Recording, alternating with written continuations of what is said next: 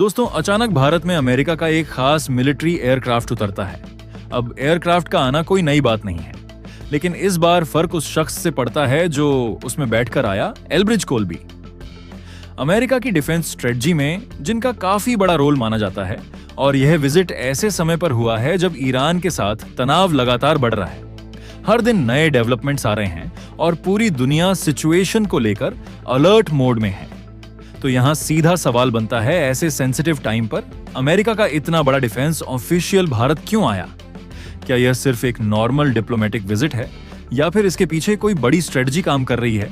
क्योंकि एक तरफ ईरान है जो अपने रुख पर कायम है, और दूसरी तरफ ग्लोबल लेवल पर टेंशन लगातार बिल्ड हो रहा है। ऐसे में इंडिया की रोल और भी इंपॉर्टेंट हो जाती है। तो चलिए अब इस पूरी सिचुएशन को स्टेप बाय स्टेप समझते हैं। लेकिन उससे पहले अगर आप वीडियो देख ही रहे हो तो बस एक सेकंड निकालकर लाइक बटन दबा दो और चैनल को सब्सक्राइब कर लो। आपके लिए एक सेकंड होगा, लेकिन हमारे लिए बहुत बड़ी मदद है। अब अगर डोनाल्ड ट्रंप की बात करें ना, तो बाहर से पिक्चर थोड़ी काम दिखाने की कोशिश हो रही है। वह कह रहे हैं कि हाँ, सिचुएशन पहले सीरियस थी, लेकिन अब बातचीत चल रही है, कॉन्टैक्ट बना हुआ है और चीजें धीरे धीरे सेटल हो सकती हैं। सुनने में ठीक लगता है, लेकिन असली कहानी यहीं पलटती है, क्योंकि दूसरी तरफ ईरान का मूड बिल्कुल अलग है। उनका साफ कहना है, अभी कोई डील व्हील नहीं, कोई सीज फायर नहीं, अब जो होगा सीधा रिजल्ट होगा। मतलब दोनों साइड्स की लैंग्वेज ही अलग चल रही है। एक साइड सॉफ्ट टोन में बात कर रही है, दूसरी साइड पूरी तरह रिजिड खड़ी है। और तभी बीच में एक अनएक्सपेक्टेड चीज होती है। अमेरिका से एक मिलिट्री एयरक्राफ्ट उड़ता है। अब नेचुरली लोगों ने अस्यूम कर लिया पाकिस्तान जाएगा, क्योंकि उस टाइम काफी बातें चल रही थी वहां मीटिंग्स को लेकर। लेकिन यहाँ पूरा सीन बदल जाता है। वह एयरक्राफ्ट सीधा भारत में उतरता है और कंफर्म भी हो जाता है जब एरिगर सिटी ट्वीट करके बताते हैं कि एल्ब्रिज कोल्बी इंडिया पहुंच चुके हैं। अब यहां से असली सवाल शुरू होता है। जब पूरी दुनिया इतनी टेंस है तो इंडिया इतना कंपोज्ड क्यों दिख रहा है? किस साइड है इंडिया? और ऑनेस्टली इसका जवाब सिंपल है। जैसा नरेंद्र मोदी पहले भी बोल चुके हैं, इंडिया किसी के साइड नहीं खड़ा होता, इंडिया अपने साइड खड़ा होता है। और अभी जो मूव्स हो रहे हैं वह उसी सोच के हिसाब से हो रहे हैं। अब असली सवाल, आखिर एल्ब्रिज कोल्बी भारत क्यों आए? सीधी बात में समझो। अमेरिका की एक बड़ी स्ट्रेटजी थी पिछले कई सालों से धीरे धीरे मिडिल ईस्ट से फोकस हटाकर इंडो पैसिफिक पर जाना। लेकिन अभी जो ईरान के साथ टेंशन बढ़ा है, उसने पूरा गेम उल्टा कर दिया। अमेरिका को अपने एयरक्राफ्ट कैरियर्स, मिसाइल सिस्टम्स, यहां तक कि मरीन यूनिट्स तक वापस गल्फ साइड में शिफ्ट करने पड़े। मतलब सिंपल जिस डायरेक्शन में जाना था उससे वापस खींच लिया गया। और इसी सिचुएशन का फायदा कौन उठा रहा है? चाइना वो बिल्कुल नहीं रुका। ताइवान के आसपास प्रेशर बढ़ा रहा है, मिलिट्री ड्रिल्स, एयर एक्टिविटी और इंडो पैसिफिक में अपनी प्रेजेंस और स्ट्रांग कर रहा है। मतलब जब अमेरिका इधर उलझा, उधर चाइना क्वाइटली अपना इन्फ्लुएंस बढ़ा रहा है। अब यहां से चीज क्लियर होती है। अमेरिका को समझ आ गया है कि अकेले हैंडल करना मुश्किल है, और अगर चाइना को बैलेंस करना है तो उसे इंडिया की जरूरत पड़ेगी। और यही रीजन है कि ये विजिट इंपॉर्टेंट है। ये कोई फॉर्मल विजिट भर नहीं है। बैकडोर में काफी कुछ चल रहा है। इंडिया यूएस के बीच डिफेंस कून ऑपरेशन को नेक्स्ट लेवल पर ले जाने की बात हो रही है, जहां दोनों देश सिर्फ खरीद बिक्री नहीं बल्कि साथ में प्रोडक्शन भी कर सकते हैं। जैसे एडवांस्ड इंजन्स, ड्रोन्स। मतलब इंडिया धीरे धीरे पार्टनर बन रहा है, सिर्फ बायर नहीं। अब एक छोटी सी क्रोनोलॉजी जोड़ो। कोलंबी आने से पहले यूएस साइड से मीटिंग्स होती हैं, अजीत डोभाल से डिस्कशन, फिर श्रीलंका, फिर मालदीव, और उसके बाद इंडिया विजिट। मतलब पूरा रीजन कवर करके मूव किया गया है। रैंडम कुछ नहीं है। अब ओवरऑल पिक्चर देखो। एक तरफ आई इजराइल टेंशन से ऑन-एयर रोड्स रिस्की हो रहे हैं, शिपिंग इंपैक्ट हो रही है, ग्लोबल सप्लाई चेन डिस्टर्ब हो रही है, और दूसरी तरफ अमेरिका चाहता है कि इंडिया स्टेबल भी रहे, स्ट्रांग भी रहे, और इंडो पैसिफिक में बैलेंस भी बनाए रखे। तो सीधा मतलब ये विजिट सिर्फ एक मीटिंग नहीं है, यह आने वाले टाइम की पोजीशनिंग है। अब देखना यह है कि इस सब के बाद कौन कौन सी बड़ी डिफेंस डील्स ग्राउंड पर आती हैं और इंडिया इस पूरी सिचुएशन को किस डायरेक्शन में ले जाता है। मार्च 2026 के आखिरी दिनों में जो हुआ उसने माहौल ही बदल दिया। यूनाइटेड स्टेट्स और इजराइल के हमलों के बाद ईरान के साथ टकराव अचानक बहुत तेज हो गया। कुछ समय के लिए ऐसा लगा जैसे मामला सीधे बड़े युद्ध की तरफ जा सकता है, लेकिन अब पिक्चर थोड़ी अलग दिख रही है। ऊपर से ऐसा लग रहा है कि चीजें धीरे धीरे डिप्लोमेसी की तरफ जा रही हैं, बैठकें, बातचीत, प्रपोजल्स।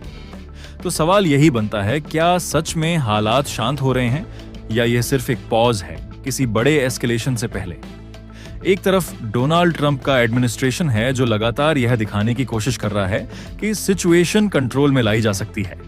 इसी सिलसिले में एक सीज फायर प्रपोजल भी सामने आया, जिसमें कोशिश यही थी कि मिडिल ईस्ट में टेंशन कम हो और खासकर स्ट्रेट ऑफ हरमूज में शिपिंग सेफ रहे।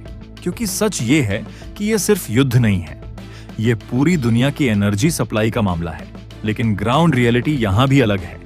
ईरान की तरफ से साफ मैसेज आया, कोई समझौता जल्दबाजी में नहीं होगा और अपनी शर्तों से पीछे हटने का सवाल ही नहीं। उनके मिलिट्री स्पोक्सपर्सन ने तो इस प्रपोजल को सीधा डिसमिस कर दिया। मतलब ऊपर से बातचीत लेकिन अंदर से स्टैंड्स बिल्कुल हार्ड, और यही सबसे बड़ा कंट्राडिक्शन है। एक तरफ शांति की बातें हो रही हैं, दूसरी तरफ ग्राउंड पर मिलिट्री बिल्डअप भी बढ़ रहा है। अमेरिका ने एडिशनल ट्रूप्स डिप्लॉय करने शुरू कर दिए हैं। एयरबर्न यूनिट्स, मरीन सब रीजन में मूव कर रहे हैं। इस अप्रोच को प्रेशर स्ट्रेटजी कहा जा रहा है, यानी बातचीत भी जारी और दबाव भी साथ साथ। अब यहां से पिक्चर और बड़ी हो जाती है, क्योंकि ये सिर्फ आज की सिचुएशन नहीं है, ये पिछले 20 से 25 सालों का बिल्डअप है। यूनाइटेड स्टेट्स लंबे समय से कोशिश कर रहा था कि मिडिल ईस्ट से अपना फोकस हटाकर इंडो पैसिफिक पर ले जाए, लेकिन हर बार कुछ ना कुछ ऐसा हुआ कि वो वहीं फंसता चला गया। पहले इराक, फिर अफगानिस्तान और अब फिर से नया टेंशन। और इसी दौरान क्वाइटली एक और देश आगे बढ़ता गया, चाइना। जब अमेरिका दूसरे कॉन्फ्लिक्ट्स में उलझा रहा, तब चाइना ने अपनी नेवी मजबूत की, ग्लोबल इन्फ्लुएंस बढ़ाया और कई छोटे देशों में अपनी प्रेजेंस बना ली। देखो, पूरी कहानी को अगर सीधा समझे तो मामला सिर्फ ईरान अमेरिका टकराव तक सीमित नहीं है। इसके पीछे एक बहुत बड़ा ग्लोबल गेम चल रहा है। अमेरिका की पुरानी स्ट्रेटेजी क्या थी? धीरे धीरे मिडिल ईस्ट से बाहर निकलना और अपना पूरा फोकस एशिया, खास तौर पर इंडो पैसिफिक पर ले जाना, क्योंकि असली कंपटीशन अब चीन से है ना कि पुराने वॉर से। लेकिन हुआ उल्टा। जैसे ही ईरान के साथ तनाव बढ़ा, अमेरिका को फिर से उसी पुराने चक्कर में वापस जाना पड़ा। गल्फ में सेना बढ़ानी पड़ी, रिसोर्सेज डेट करने पड़े और पूरा अटेंशन फिर से मिडिल ईस्ट में फंस गया। अब यहीं पर एंट्री होती है चीन की। चीन चुप नहीं बैठा है, वह इसी मौके का फायदा उठा रहा है। ताइवान के आसपास एक्टिविटी बढ़ा रहा है, इंडो पैसिफिक में अपनी प्रेजेंस मजबूत कर रहा है और धीरे धीरे इन्फ्लुएंस एक्सपैंड कर रहा है।